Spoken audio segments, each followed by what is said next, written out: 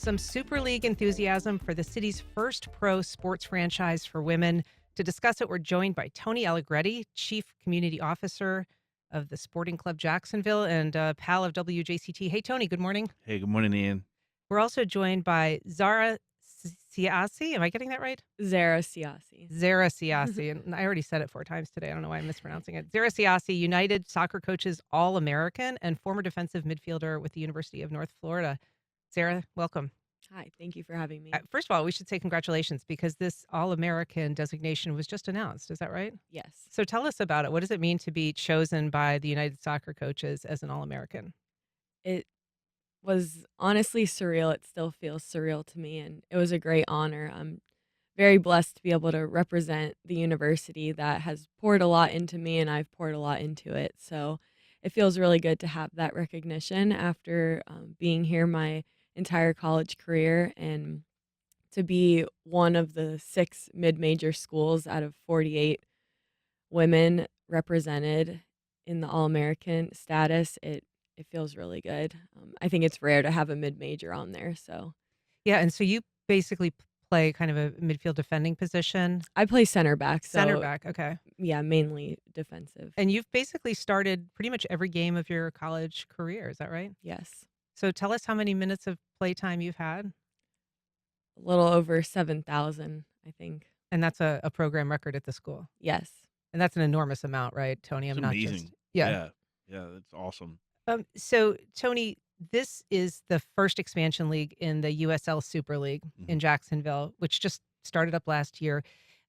First of all, how did that happen? Like, what was the process? How did Jacksonville make the case for a team here? Yeah, so you'd have to rewind. Jacksonville hasn't had professional soccer in many years, like almost a decade, and we're the largest city in the United States that doesn't have a pro team at all. And we originally started speaking with the USL after the NASL folded, and had a really good rapport. They coveted Jacksonville as a market. It looked good. If you look at like just sort of USL franchises across the country, they're kind of in challenger cities, smaller cities, especially in League One, and then up into the championship on the men's side.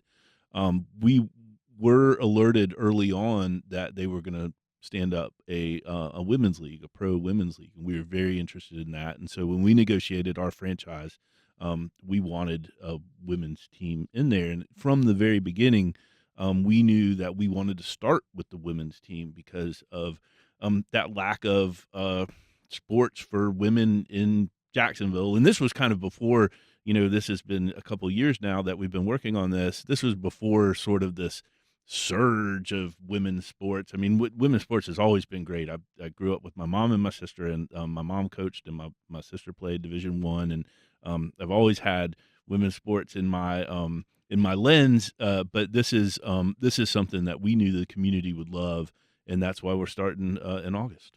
And you're saying we a lot there, so Sorry. remind us kind of who this is and who the partners are. Sure. Yeah. So our organization is lead invested by a guy named Ricky Kaplan. He made a lot of money in health tech, and he has a family office with a ton, like probably 20 something businesses. We're a big one of those, and there's a lot of other partners, investors. Tim Tebow's sort of famous investor, as well as Fred Taylor. And then Steve Livingston and I really brought the concept to Ricky and the investors some time ago, and so we're partners in it as well, and operators, and really have just been working on it. It takes forever. It's a long process. Pro sports is no joke. It's a lot of work. We have started really with Steve and I and Mauricio, who's our technical guy on the football side. We now have more technical people coming in because we have to make a team. It was really just us for a while. Now there's 14 of us, and we've actually got 2 offices, and we're working really hard to get this thing ready for August. And so the big announcement just recently was the fact that these games are going to be played at Hodges Stadium at UNF, and that's at least for the first year. But there are plans to eventually build a stadium. Is that right? That's right. Yeah, our So plans. Yeah, where's that going to be? yeah. I wish I could say. Come on, I man. know. I know. I knew you'd put the screws to me on that. We're really in quiet mode on that. We are.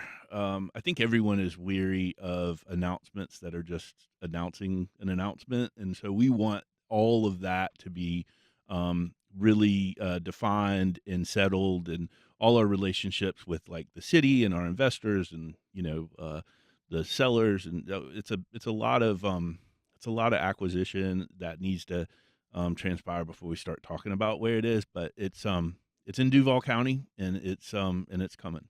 Okay.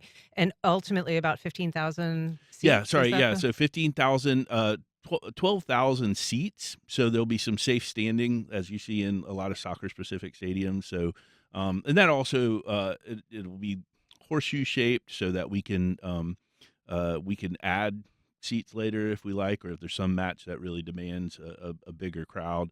We can also do multi-sport, so we can do lacrosse, rugby. We can do concerts, like 2-day festivals, something like that. Can get as many as 20,000 people And in. that's part of the vision as well. Like That's as right. you're fleshing this out, is that you probably would try to do some festivals, you would try to do some Yeah, tournaments. absolutely. This is all. Yeah, all this is sort of in the planning spot, and that's just inside the stadium. So we also have a mix of uses around the stadium, a whole almost community development that we've been working on. And is it new that it's going to for sure be in Duval? I know that there was initially some discussion that it might be in northern or northwest St. Johns County.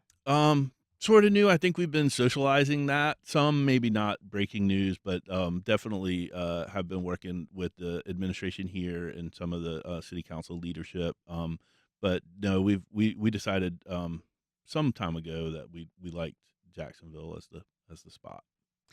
I want to ask, just in terms of being a soccer player, what difference it might have made to you if there had been a professional league at the time that you were first starting your career at UNF.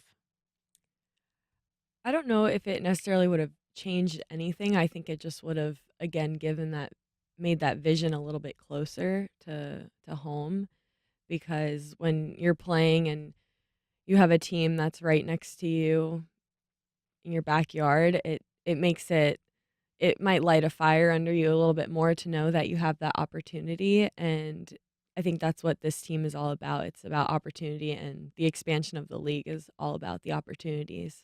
And you've heard, I guess, that there's even some rumblings when recruiters, college recruiters, are talking to students who might be interested in a local school, that having a league here could impact that recruiting process. Talk a little bit about what you've heard. I think across the country where different franchises are for the USL, I think girls know that it's expanding and that the goal of the league is to just give as many opportunities as possible for college athletes that may not have had that opportunity otherwise. So for college coaches, it's going to be a good recruiting tool for them to say, "Hey, we have this team that's really close by," and it's even cooler if they can say, "Well, we had a player that played here and now they play there." And once they can start building that up, I think that's a big recruiting tool they can use. And so, can we ask you about whether or when or what you might be doing in terms of your involvement with this league? I think for me, my goal is to play professionally, so I'm just going to seek out whatever opportunities are going to be there, and I've always been very ambitious and driven, so I'm just excited to see what the journey is, and I know that no two player journeys are the same. So, for people who watch women's college soccer, professional women's soccer, I mean, how do you characterize the difference between being a professional player as a woman as opposed to being a college player? What's the difference? I think it just increases in demand and your discipline and drive to do it. So you have when you grow up playing travel soccer, it's okay, mom and dad drive you, you kind of just go depending on the type of player you are. So the club sphere is not too demanding. It's as demanding as you want it to be. And then once you get to college, it's a step up and it's like, okay, you go to school and you're an athlete and that's your life. That's it. And then once you become a professional, it's that the demand of school isn't as much there anymore. So now this is your job. You're getting paid for it. So I think the demand is really what changes, and the demand. Yeah. Exactly. And how do you prepare for that mentally? Obviously, you've been doing, an extraordinary high level of fitness, throughout your life. I mean, you're a great athlete, but is the mental component something that you have to prepare for changing if you're moving into the professional sphere? Definitely. I think even every year in college, I've worked on that part of my game. So I would say the mental part is just as important as the physical part. I know it sounds cliche, but it's really true. So how do you hone your mental acuity and your abilities? I think seeking the support of the people around you and seeking external support, if that's something that you're interested in and feel that you need, I think those things are very underrated, but they're very helpful.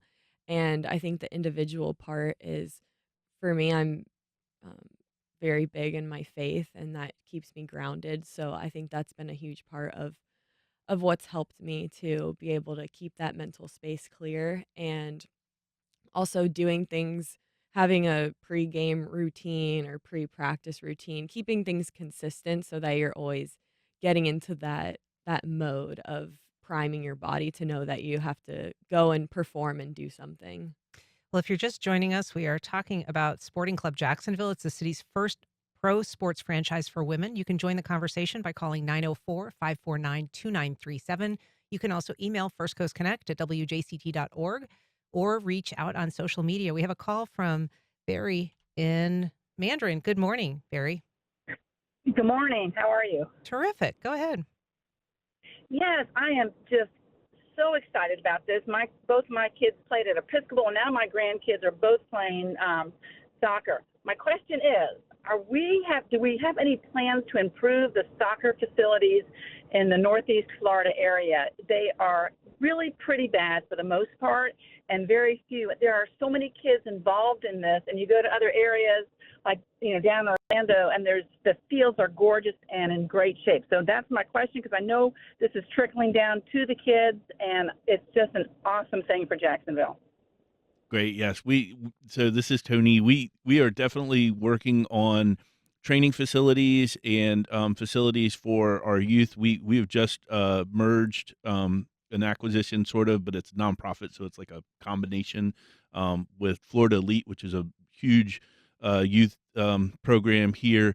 We do aim to create more rectangles all over in spaces. Rectangles being like practice Fields, spaces. yeah, Okay. fields, yes. And so we've got more news on that upcoming, but there is a massive, like Barry said, there's a massive demand and supply issue, and more kids just don't have access. And so that's another thing that we're looking at is parts of our area that don't have fields at all.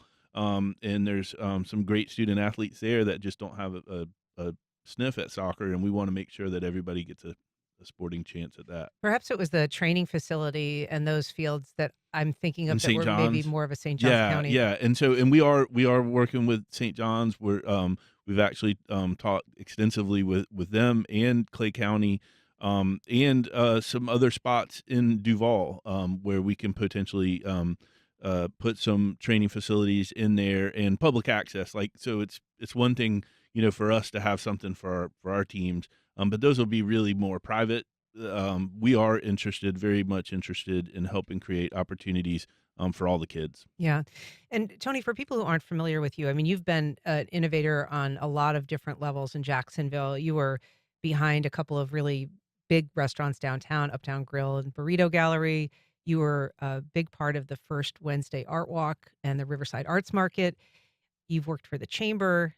I actually was stalking your LinkedIn Oh my page, gosh. and I thought this was a great quote from just your work as a consultant. You said, Mm. "If your stomach is the community and your company is a bratwurst, I'm the boiling pot of old style beer on the grill," which Oh my gosh. speaks to a certain, because I went to school in Wisconsin. I I kind gotta of clean really up my LinkedIn. I really Oh my understand. gosh. Yeah, you got to Yeah. do a little hygiene there. But I anyway, am an old style man for sure. yeah, and Yeah. it's tough to find these days, even at a You gotta go to there's a place in Savannah actually that oh, has it. That's the closest. So Be more specific. I've got a few it's fans a in my sports family. bar. It's like I'll send you the link. Uh, But if you go on Old Style, We'll post it on our website yeah. So later. if you go on, there's a beer finder, and that's the closest one. All right. Yeah. But at any rate, Sorry, you we know, digress. we digress. You've been a part of, though, a lot of foundational developments that Mhm. have really moved the city forward. I'm curious where you think this ranks out of those other things you've been involved with. Well, I think it can have the most impact for sure. Like, I mean, Art Walk is still going. One of the best things about all those things that you mentioned earlier, especially the restaurants and the placemaking type stuff, is that really capable people are running it now. So it looks amazing on my LinkedIn. But really, it was just an idea that I helped get going, and now it's a going concern. And now, I mean, the economic impact of Art Walk has got to be tens of millions, over time. I feel the same way about this club. There's so much benefit and so many good outcomes that come from team sports that if we can grow that, and we already know that there's high level. Carson Pickett's from our area. She just won the national title with NWSL.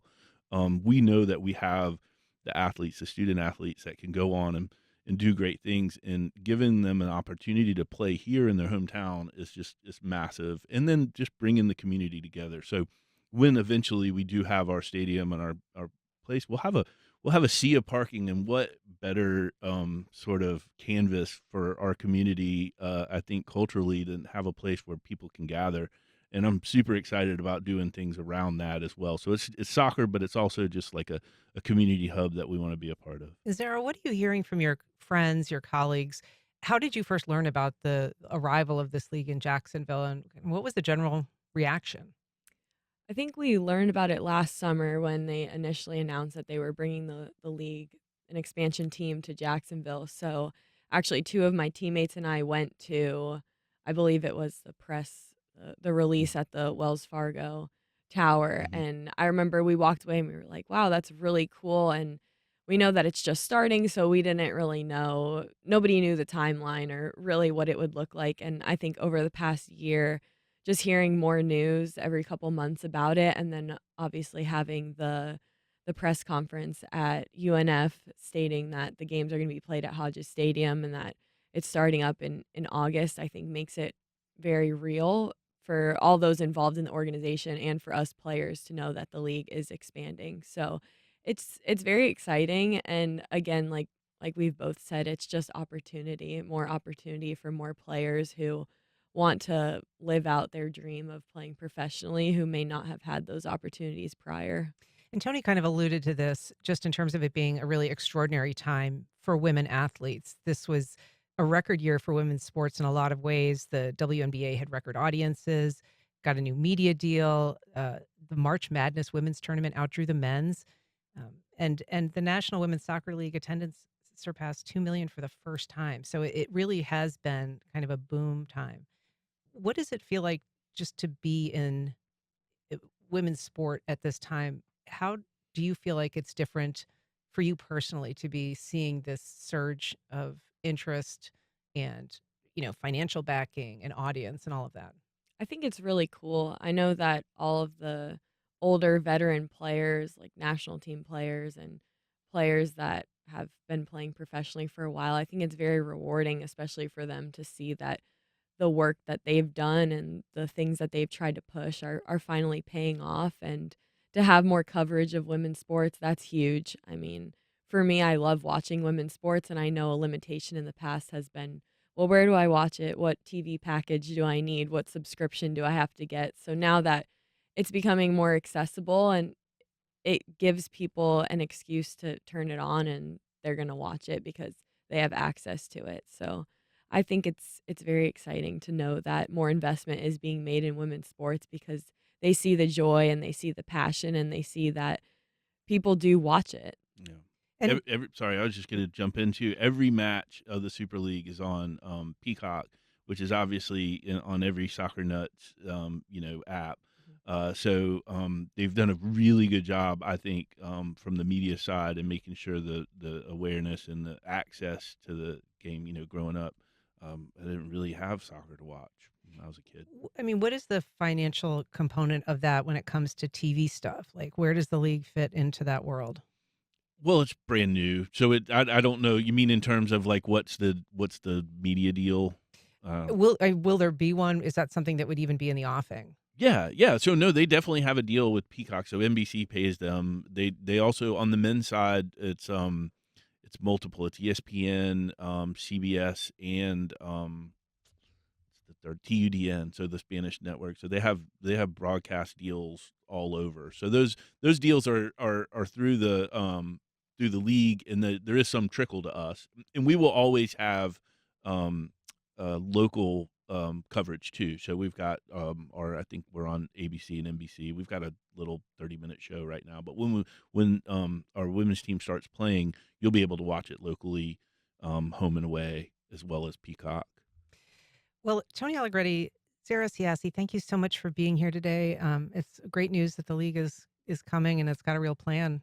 So I'd feel remiss. I'd feel not like old style if I didn't say you can get season tickets now at sportingjacks.com. We really want to see. I've seen Zara play at Hodges in front of like 6,000 people. So we know people are going to show up. So Yeah. please check us out. and you're selling tickets, regular tickets, but Yeah, also regular kind of- tickets, season tickets right now. See, you can get season tickets for less than one ticket to another sports game.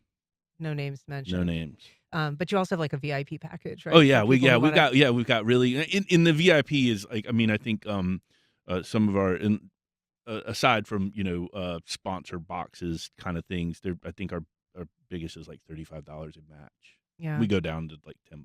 Well, I look forward to hearing more about it, sharing an old style at some point, Tony. Thank you so much for being here, both of you. Awesome. Thank you so Thanks, much. Ian.